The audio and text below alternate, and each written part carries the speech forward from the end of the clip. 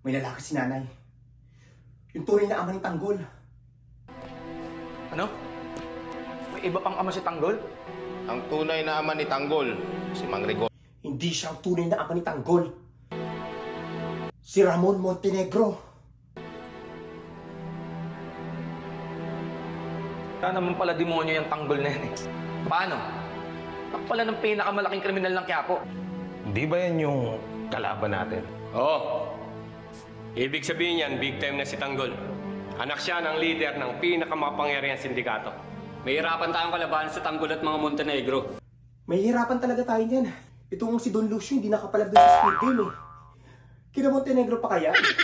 Ipipitsugin lang tong sindikato natin eh. Wala tayong binatbat dun sa mga yun. Magsasanib pwersa pa si Ramon at saka si Tanggol. Wala na. Kung sa kangkungan din tayo pupulutin. Isa-isa tayong malalagas dito. Bira naman no. Parang mali pa yata ako ng sindikatong napasukan. Lalo pa nagsanib pwersa sila. Mali!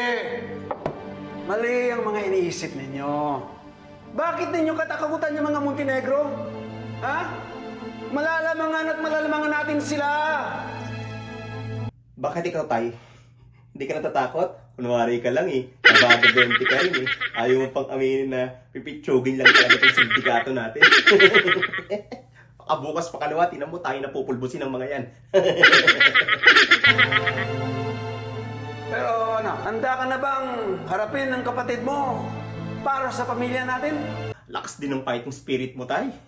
Iba ka rin talaga Don Lucio. Yun eh, kung aangat pa tayo.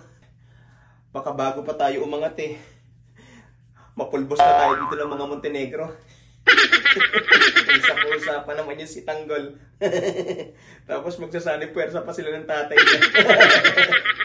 Si Kuya David nga at si Rigor hindi nakapalag sa kanya eh. Tayo pa kaya?